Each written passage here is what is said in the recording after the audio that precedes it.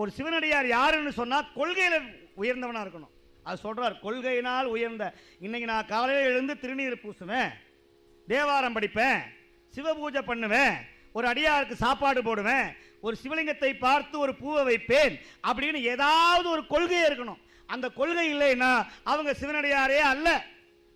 நான் சும்மா ருத்ராஜம் போட்டுக்கிறேன், நான் சும்மா இருப்பேன்னா நீ சும்மா தான்.